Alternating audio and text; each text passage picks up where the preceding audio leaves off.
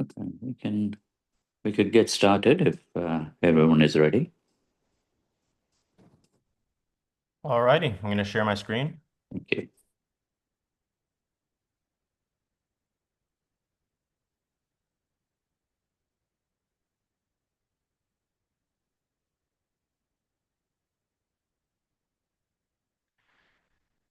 Can everyone see this?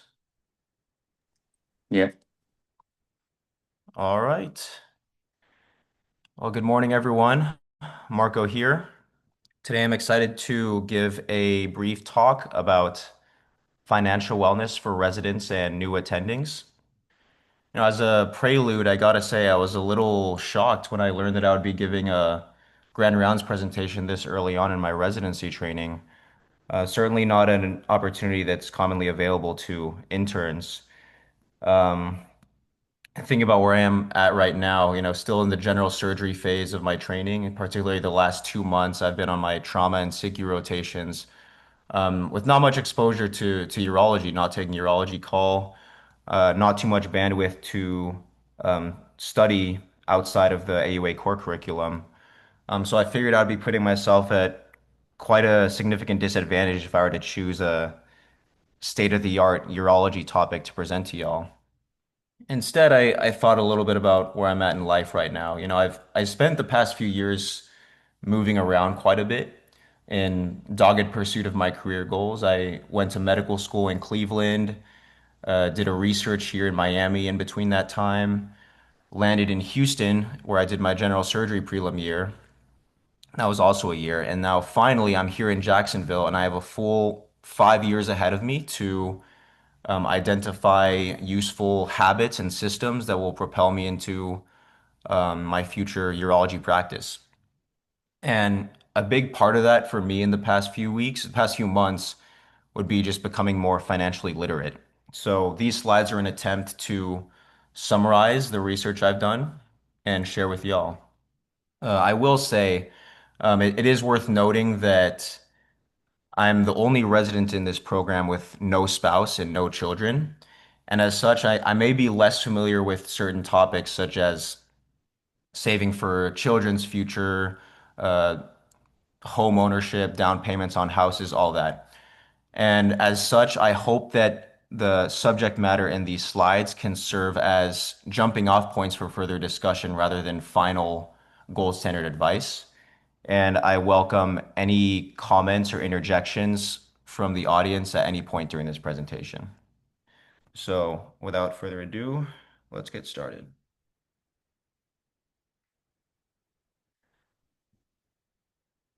So why talk about money here? Financial stress can weigh us down, can distract us from patient care, and even affect our well-being. But we're going to cover just simple steps to take control of finances tailored to where we are in our careers, whether we're residents on tight budgets or new attendings with bigger paychecks. The ultimate goal is to make this actionable so we leave with at least one step we can take today. This is an agenda here. I roughly divided the talk into two sections. The first is for residents, the second is for new attendings.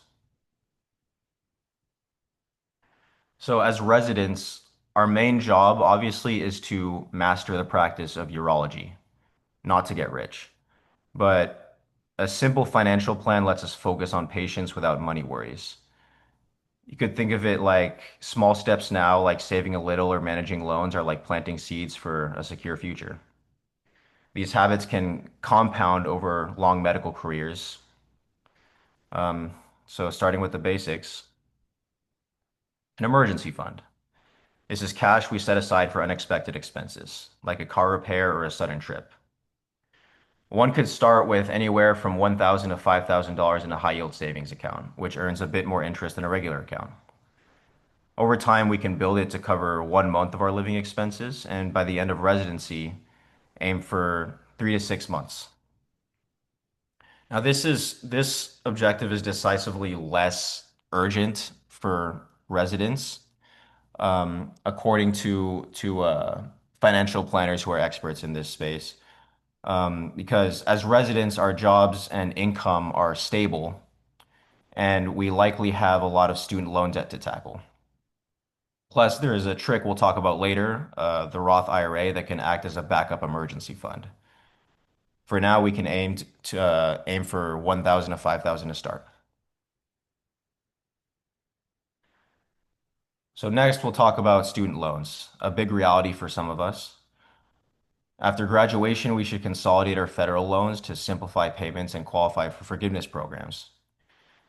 These days, we've got two main repayment options, income-based repayment or IBR, and pay as you earn or pay. These tie payments to our income, which is great for us since we're earning modest salaries. And it's worth noting that the SAVE plan installed by the Biden administration is no longer available. Now, if we're aiming for public service loan forgiveness or PSLF, which PSLF is where you make monthly payments out of your paycheck for 20 years. And then at the end of those 20 years, if all those payments were made in a qualified institution, then your debt can be forgiven. If we're aiming for this, we need to complete our annual employer certification, which essentially verifies that we're working for a qualified nonprofit institution, like an academic medical center, like the one we work at, or a VA hospital. Excuse me, it for yes, so 20 years of, excuse me, 10 years of payments while working for a qualifying employer. My bad. For private loans, we can refinance every 6 to 12 months to get lower interest rates, but that's only if we're not pursuing PSLF. And it's good to balance loan payments with saving for retirement, and we'll cover why in a bit. So high interest debt like credit cards or car loans with interest rates over 10% is a financial emergency. We should make a plan to pay it off in 1 to 2 years. And after we've got our tiny little emergency fund, we can throw every extra dollar at this debt and subsequently avoid taking on new high interest debt by sticking to a budget. Um, Budgeting is an important topic that I did decide to leave out of this presentation because it's very personal for everyone. I know it's very common to stick to a rule of thumb like the 50/30/20 rule where you use 50% go towards needs, 30% towards wants, and 20% towards savings and investments. But of course, this varies for everyone based on their financial situation. But regardless, tackling high interest debt clears the way for better financial moves. Now let's talk about a powerful tool called the Health Savings Account or HSA. This is a special savings account for medical expenses, but we need to be on a high deductible health plan to use it. Now, UF Health, our employer, offers two health insurance packages. The first is Gator Care. The second is People First, which is the state medical plan offered by the state of Florida, actually. And the latter does offer a high deductible health plan with which you can open an HSA, which is something that I did when I started here. An HSA has triple tax benefits. Contributions lower taxable income, the money goes tax-free, and withdrawals for medical expenses are also tax-free. Why is this great for us? Our salaries are lower now, so the tax break is valuable.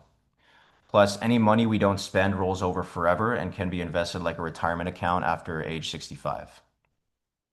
HSAs are also portable. We own them, not our employer, so we can take them with us after our time here, and they're perfect as we move through residency or fellowship. Another smart move for us is a Roth IRA, which stands for Individual Retirement Account. We put in money after taxes, but it grows tax-free, and we can withdraw it tax-free in retirement.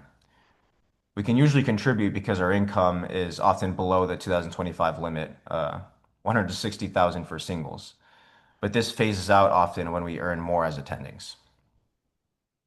Here's why it's awesome. As attendings will likely be in a higher tax bracket, so paying taxes now saves money later. Also, there's no rule forcing us to take money out in retirement, which is great for passing wealth to heirs.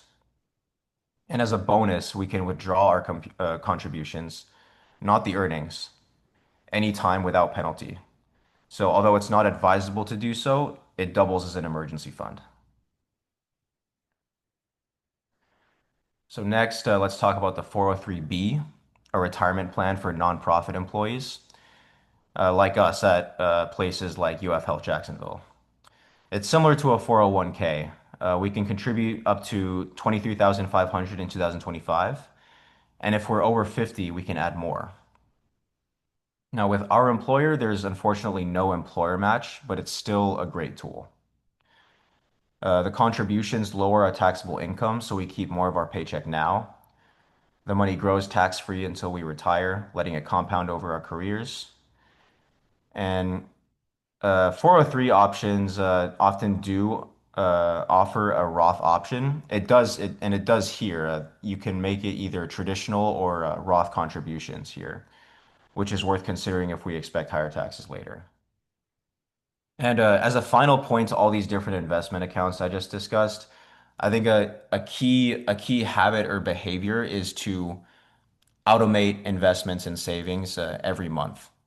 If you take a close look at your budget and determine how much you're willing to save or invest on a monthly basis, you can go into the online portal for any one of these accounts and automate monthly investments so you no longer have to worry about it. And we can focus on more important things like taking care of patients.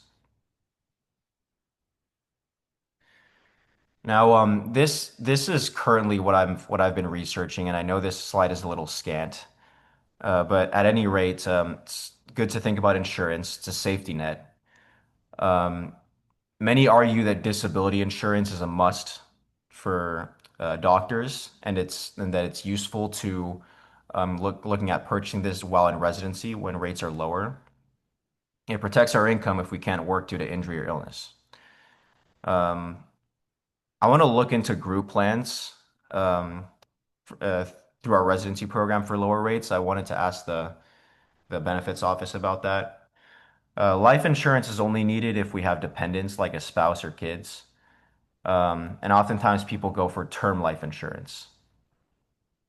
Um, and then again, as residents, getting these policies early when we're young and healthy locks us into lower premiums. Lastly, let's think about estate planning. It sounds fancy, but it's simple for us. We can draft a basic will to say who gets our assets.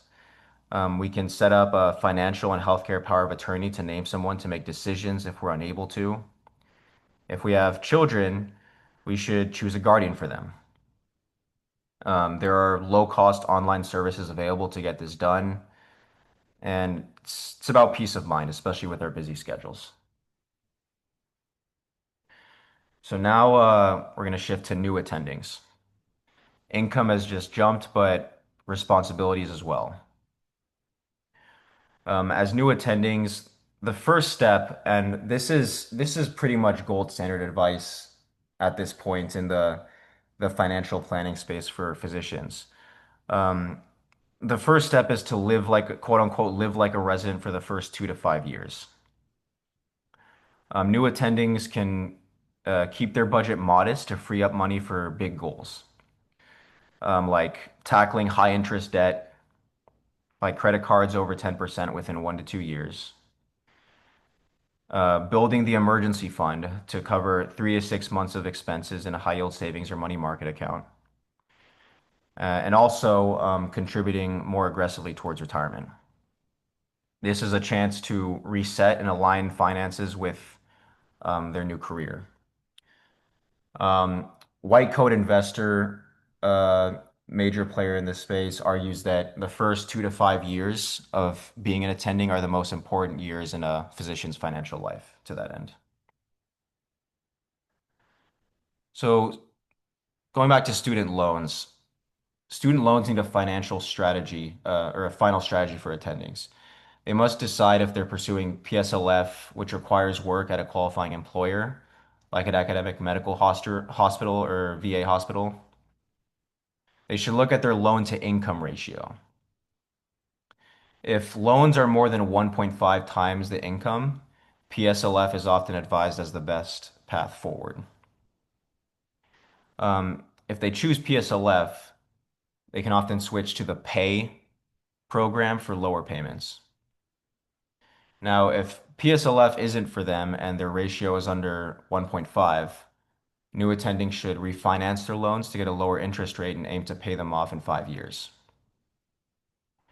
If their ratio is over 1.5, they should talk to a financial advisor about pay forgiveness, which cancels loans after 20 years but taxes the forgiven amount. And for private loans, it's good practice to keep refinancing for better rates. And I've talked to physicians that do this can do this every 1 to 2 years. Now, retirement accounts for attendings. Definitely a priority for attendings. If they're on a high deductible health plan, they should max out their HSA, 4,300 for individuals or 8,500 for families in 2025. Next, they should max out their employer's 403(b) or 401(k), taking advantage of the match if they have one at this point, and contributing up to 23,500. If they're over the Roth IRA income limit, they can use a backdoor Roth IRA to contribute 7,000 annually. Now, if the employer offers extra plans like a 457(b) or a 401(a), they should contribute to those after their main accounts. As they hit peak earning years, new attendings should focus on tax deferred accounts as well, like a traditional 403(b) to lower their taxes now. And this is how they build wealth for the long haul. Now, with debt under control and Marco, can uh-huh. I just, I mean, thank you for doing this talk, Marco. This is great. Now, just one pointer on 457B. It is you need to be with an employer. The difference between 403B and 457B is there's risk involved. So if something happens to the employer, there is a possibility of losing 457B. Although that risk is rare in large organizations, one just needs to be aware of it or a 457B. Got it. Okay, thank you, Marco. Yeah. Thank you. So with debt under control and actively contributing to retirement accounts, attendings can plan for lifestyle goals. They should save for a house down payment if that's in their goals, aiming for 20% to avoid extra costs. Physician loans can help, but they should refinance to a conventional loan later for better terms. After maxing out retirement accounts, they can invest in a taxable brokerage account for flexibility.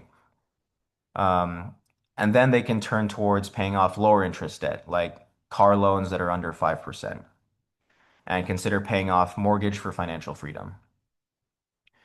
And if kids are in the picture, they can start a 529 plan for their college, even with small contributions.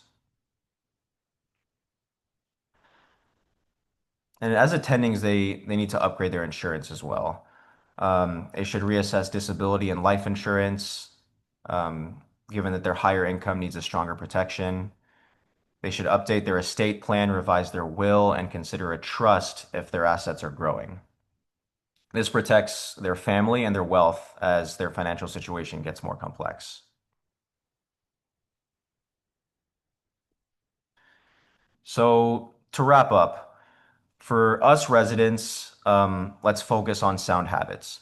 Starting an emergency fund, managing loans, contributing to an HSA or Roth IRA. These small steps can set us up for success in the future. For attendings, they can use their higher income to clear debt, max out retirement accounts, and plan for big goals like a house or kids' education. No matter where we are, we should automate our savings, review our plan annually, and not hesitate to consult a financial advisor for complex decisions. The call to action is simply to pick one step to start today. Again, maybe it's saving 1 to 5K in an emergency fund or opening an HSA. Even just one step builds momentum. So here are my references here. White Coat Investor and Tyler Olson which is a financial planner that's very active in the Twitter space, and also just advice I've received from multiple attendings over the years.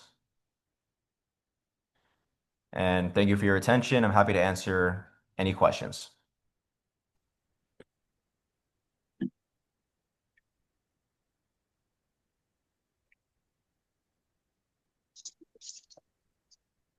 So Marco, from yeah, go on, but yeah. hey, Marco, thank you very much for putting this together. I know, especially with your schedule, this is not easy, but it's obviously something you're spending, you, you're being very conscious about, and I think it's excellent. Um, I was wondering if you had any thoughts. I have become exposed, not because I was seeking, but because I'm exposed to different people that were talking about the student loans and apparently a new initiative to cap student medical student loans or student loans, I think it was, to a certain amount. Have you heard of anything like that? There's a initiative to cap it and to. Yes, absolutely. I have heard of that. Just being in the works by the Trump administration. I'm not aware of the specifics, like, a certain dollar amount that they're capping the student loans at or a certain percentage. Um, But I think the ultimate aim of that is to because there's so many student like gross student loan debt burden is just so high, and at any given time there's so much unpaid loans that are owed to the government, and I think that's in this that new initiative is an attempt to clamp down on that and to make sure that students only borrow like a certain amount so that they're more encouraged to pay it back. The big drawback, obviously, is that it's going to further restrict medical education and training to people from, I guess, the higher rungs of society, people that are more financially privileged. So just if I can make a comment here, I believe the cap is set at $250,000, and it does not mean you can't borrow more. It's talking about federal assisted loans that are typically of a lower interest rate with a broader grace period. So what I anticipate will happen is other banks will come up with their own student loan type of product that picks up after a greater than $250,000 perceived need takes place. And so I think it's being branded as you cannot borrow more than 250. And I think what it really is a cap on what you can get with federal assistance. Okay, thank you. I appreciate it, Dr. Costa. That puts it into perspective. Not you kind of borrow, you just can't. You no need to borrow from the government. Right. And I think, there's a whole lot of thoughts to it. There could be that thoughts that this will drive down the bubble that is on tuition right now. There's many people feel that it's really tuition expenses that are out of control for school more so than a need to continue to have a higher loan cap. And so I think I don't know what all the strategies are and what special interests are being served. But but anyway, that's what I know, what little I know. Thank you. Thanks, Dr. Costa. Hey And Marco, Marco, this is yeah, go on, yeah. I was just gonna say this is Bill. Some advice I would say as well for residents and even others, if you are looking for like a financial advisor or even someone with life insurance or disability insurance, I would advise make sure you're looking for someone that's a fiduciary. So fiduciary has your best interest in place, and a lot of time works with multiple different companies to really kind of give you the best package to fit your needs. So I would say that's advice I would say on that end, and then as well if you are working with a financial advisor or things like that, which I would advise, just be aware of how they are getting paid. Are you paying them a flat fee for financial advising? Are you paying them for assets under management? What are their fees? There's some places, if you look out there, that might charge you 1.5% or 2%, which is very, very, very high. So I would just say, look into those things as well. Thanks, Bill. And Marco, this is a great talk. So I heard that you mentioned a white ghost investor. I found that to be a great resource. They do a lot of, it's an ED doctor who's running that show, and really, I found that to be very practical and educational. So anybody on the call who's interested to learn more about finances, I found that to be a good resource, and you can listen to it when you're driving or something like that. It's valuable. The second thing I wanted to echo is what Bill echoed too.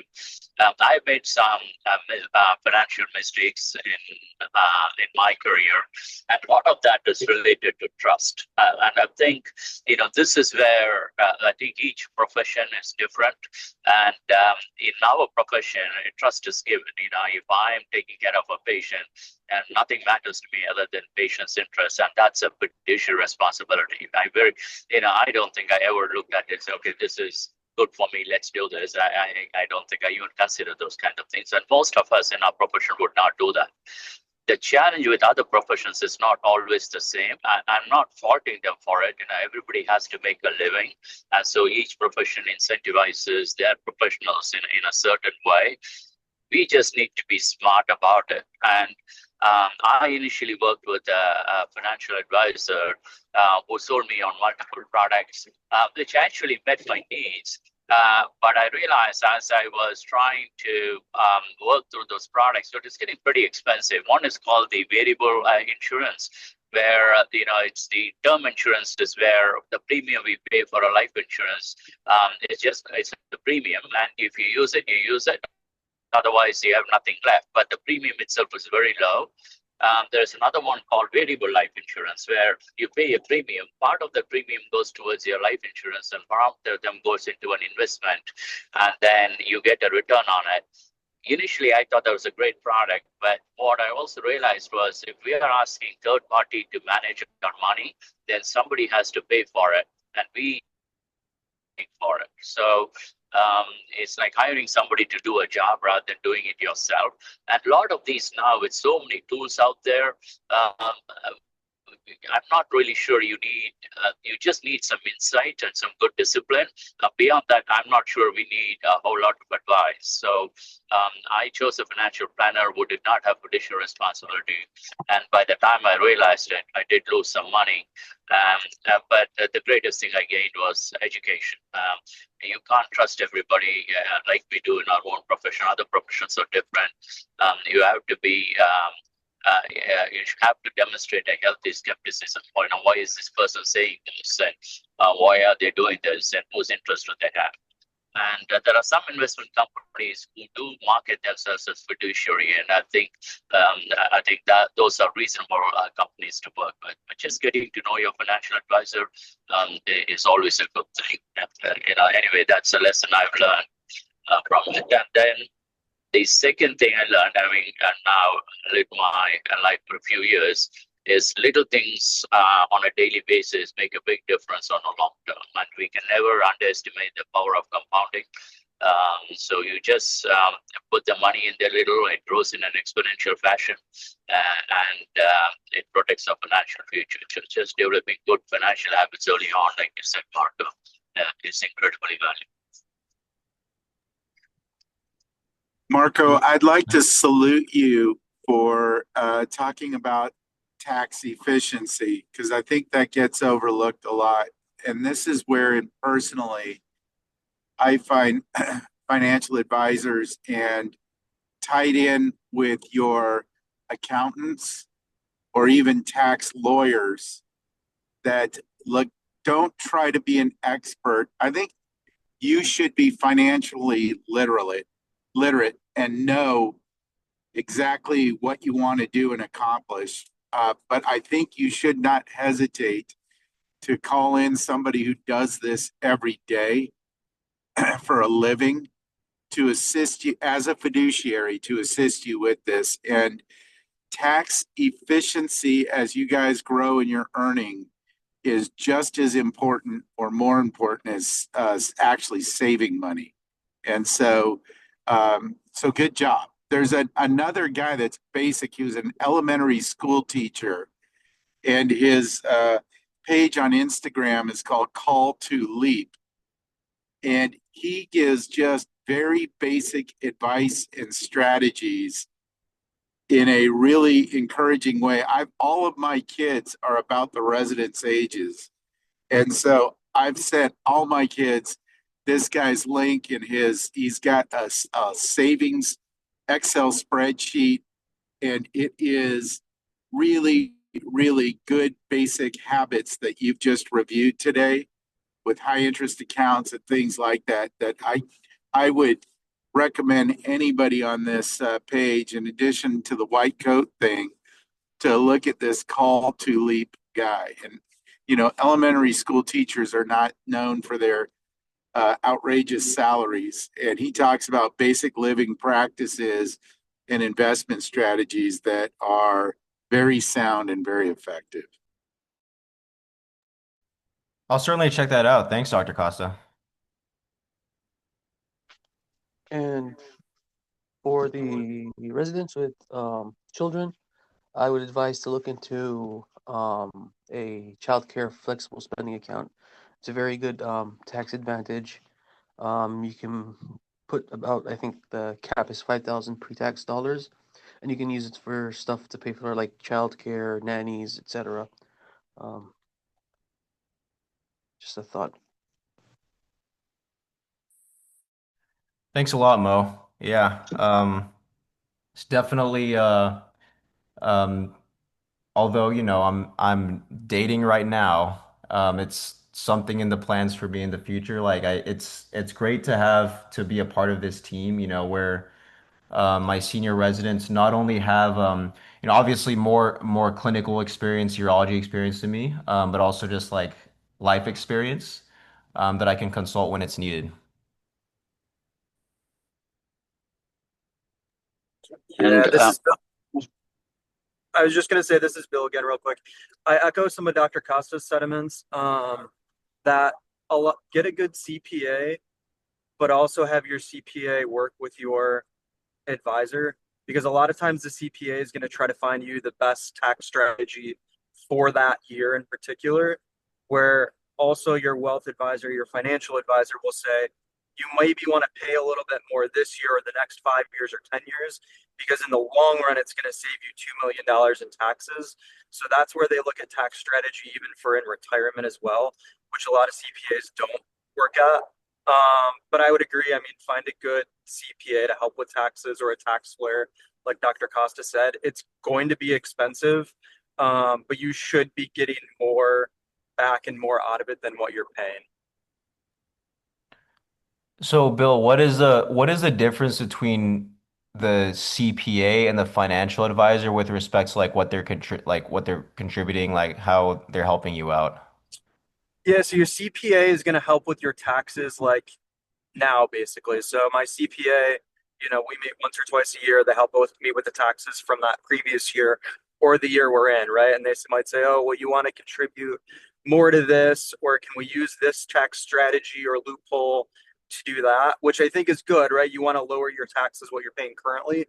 Where my financial advisor looks at it, he might say, look, I know you as a CPA, you think we should not pay this now or we should not do this now, but in the future, right? So when you're retired and you're 65, this strategy might pay off, because they're also looking at your tax efficiency into retirement, where your CPA, usually, at least mine, is looking for more current times. Got it. Thank you. And Marco, I want to echo one other very, very valuable comment you made when you transition from a resident to an attending. Live like a resident for the first couple of years, because I think as we think of financial planning, there are certain pitfalls that we're all humans, and one thing we practice one of the greatest professions on this planet, but then we pay a price. It takes a long time for us to settle down, years and years of training. And that all bubbles up. You see your schoolmates, your college mates settling down in life, have big houses, great life. And here we are still a resident and just about becoming attending. And then what happens is we spend a lot of money early on in our career without addressing some of the other things, and then we get into this spiral. So I think if I have to take one message from your talk today, is that one: just live like a resident for think of you doing a fellowship or something. Just for a couple of more years, pay off all those high interest loans, stabilize yourself, and then your life would be better for that. And just have to manage ourselves a little bit. It's all understandable why we do what we do, but that's a common pitfall for a lot of young doctors, and that can get us into tricky financial situation. Yes, definitely. Dave Ramsey, another very prominent kind of influencer in the personal finance space. He calls it docitis when doctors graduate residency and then they start making a bunch of extravagant purchases, trying to upgrade their lifestyle too early. So Yeah. yeah, definitely good to be cost conscious as you experience that leap in income. Yeah, I think there are two sources that seems to affect. One are big houses and cars. So I think we just need to be mindful of it, because we envision doctors living in luxurious big houses and so on. And sooner or later, we worked hard, and you and your family deserve that, and that will happen. But just don't want to do it a little bit early at the cost of our financial health. So. Agreed. Yeah. Now, while we're on this topic, there's another thing that, in addition to all these plans that we talked about, the Roth is clearly a huge advantage for residents, because you can't put money in it. I think it's $6,000 or $7,000 now per year, but it's tax-free growth over years, so it's a huge advantage. The other thing is as we think of investments, and even outside all this retirement, just beware of expense ratios. So this is a cost for your investment. So if you find a mutual fund, it'll say expense ratio is 1%, 1.5%. That's excessive, because somebody's actively managing it. And there are a lot of studies that have compared actively management to passive funds on a long term. Both of them do very, very similarly, only because the forces that drive returns are huge market and the geopolitical forces rather than an individual investor. So let's all be mindful of expense ratios. And these days, there are things called ETFs, or exchange traded funds, which have Jack Bogle of Vanguard was the father who invented it, and it really makes a huge difference. So we can make investment, keep all the returns for ourselves instead of paying some managers. And even though it may not look like a lot of money, 1 point or 1.5%, that adds up over time. So think about this way: if you have a 10% return, or a 1.5% means you only get 8.5. And imagine if you have a 6% loss, then it's like a 7.5% loss. So expense ratios are another thing we need to be wary about. Similar to choosing the current financial advisor, choosing the investment product so that we don't get a lot of this overage fees is important. ETFs are simple to do. There's a lot of liquidity in those, and it's easy to cash them out if we have to. And those are probably one of the best vehicle for investment these days. For an average investor, we are a professional investors, hedge fund managers, we can play around in the private equity market and a lot of other areas. But for an average physician who's busy with their lives, we may not necessarily have the time or resource to make meaningful decisions. So think of ETFs, guys, and be mindful of expense ratios.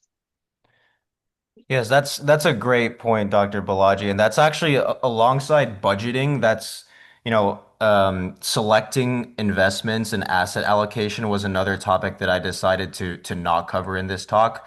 But I do agree that that's very important and requires I would say like a good amount of time and attention up front to decide, like exactly what you want to invest in. With regards to expense ratios, and again, this is just based on just word of mouth financial advice. Like my maximum for expense ratios is just 0.2%. definitely like low cost index funds. And then I have been getting into, picking individual stocks, just being very judicious and cautious about it, making sure it's only like 10% of my portfolio. So low expense ratios are important. Diversification is also very important. Making sure you're not like highly concentrated in like a certain type of investments. And there's no true science to it, and it's partially dependent on how much risk you're willing to take. Um, but yes, great point, and thank you for your advice. So Marco, we all get, a variety of financial advice. And one of the advice that I actually followed is, it's not how much money we need, is what we need money for. And I think it's more personal and philosophical, because at the end of the day, money doesn't bring happiness, but lack of money can bring a lot of unhappiness in life. Like you talked about financial stress, when you have it, you don't think about it. When you don't have it, you're constantly thinking about it. And that's a distraction to what we do. So I think the way to do this, in my mind, is to reverse engineer, figure out, okay, envision your life 20 years from now as a young resident. You're going to have a young family, you have a kid going to college, or kids going to college. So that's our need. And then how do we then plan today so that our children are not, don't have to worry about college debt and the tuition fees that, we might have gone through. And each of us have our own life experience. I'm an immigrant to this country. I know how much money or little money I had when I landed here, and I had to make my way up. But that is just my life experience. And, a child born in this country today in a less than well-to-do family has to take care of them since 18 years of age. They have to pay for themselves, and they don't have the kind of family support some of our children have had. So I think each of our life experience is different. And so as we come through this life experience and look 20 years from now, we have to identify what we need the money for and plan accordingly. And all of us need retirement. We are healthy today, but sooner or later, we can't work as well, and we need to save for it. So I think asking the question what we need the money for is a good way to strategize how we want to invest. And that's one of the best advice I received from one of our financial advisors, and I find that valuable in my life. Definitely, yes, thank you. And um, I I think it was also very intentional that I chose this topic as my first Grand Rounds presentation, because I know for sure, at least like for the near future, I wanted to do a lot of the strategizing up front. So that again, like as I progress through residency, I can focus on what really matters, which is, my training, surgical skills, taking care of patients, and that all those decisions made early up front about, like what to spend on, how much to save, where to invest, is just in the background, and I can, focus on contributing to this amazing program that I'm very privileged to be a part of. So again, thank you all for your attention to this non-urology topic, and for the engagement. I really appreciate it. Yeah. Hey, Marco, the other advice I got, and again, I find this valuable. We all look at our paycheck and say, okay, I'm making um, $3,000 a month, and after taxes, so I can live up to $3,000. It sounds very reasonable. But if we go back in our days, we would have lived out of $1,500. So $3,000 is a lot of money. So one other advice I've gotten is put your savings away first. So you're going to say 20% of this going to your savings. So you put out of 3,000, you put $600 away from a savings. So the first expense for your paycheck is your savings account. And now you're left with $2,400. And then the question becomes, how do we make it work within $2,400? And I think that's important. So developing savings habit is valuable. A lot of us, what we do is we do what we do. We have to spend, and then we say, okay, not a whole lot of money left, and therefore we cannot save. And that may not necessarily be the best strategy. Save first, and then you're left with money and live within your means. And I think that usually on a long term works out better. These are just tools for us to think of. Yes, One thing, agreed. Go for it. one thing Uh-huh. I would like to add, Marco. Yeah. Like just echoing what everybody said, I think choosing your finance guy is really important, especially when you become an attending and you make a lot more money compared to a resident. These finance guys are going to be on you like sharks. So choosing the right person is important.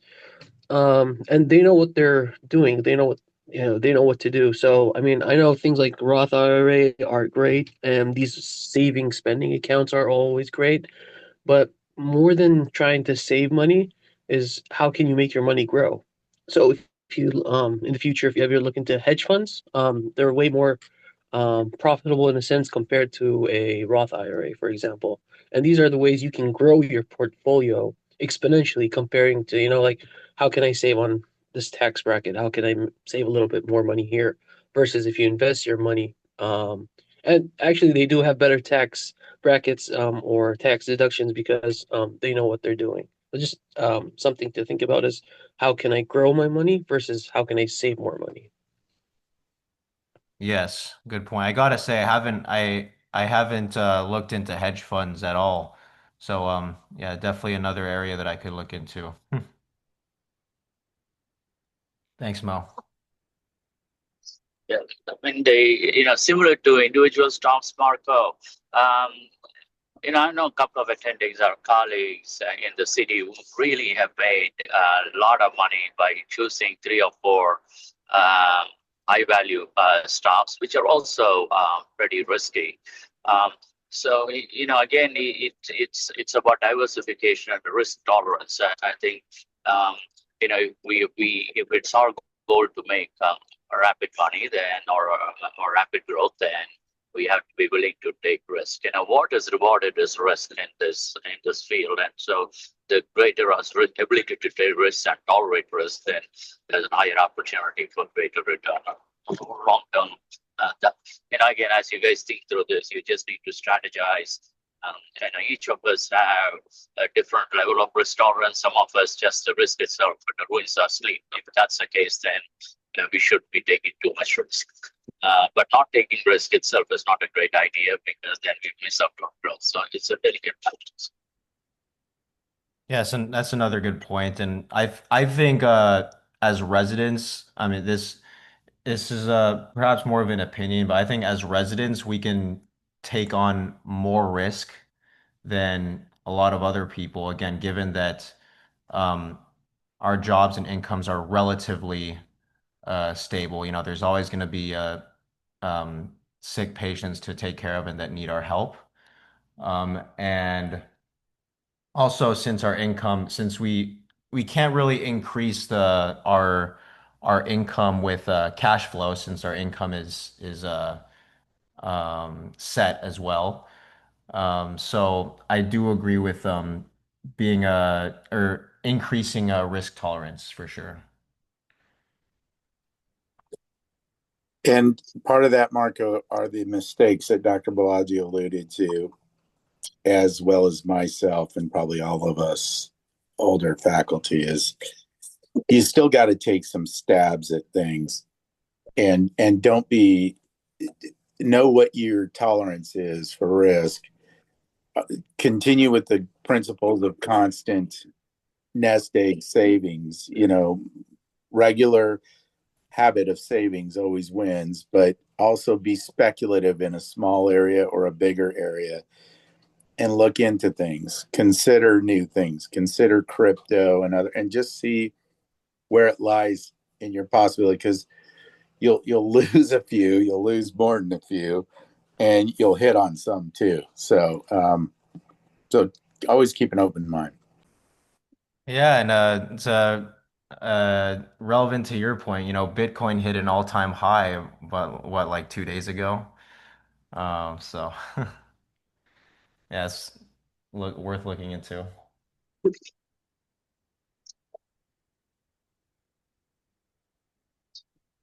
Thank you, Mark. Any other questions or comments? Mark, I want to just tell you, congratulate you. You start off saying that how you cannot give a state of presentation talk to urology. I think one of the things we have done, Mark, on each of us, even attendings, we do it. It doesn't have to be state of the art. Think of what you want to learn in urology, and then you can make a presentation out of it. So that's a win-win situation. We all get to learn because of your effort.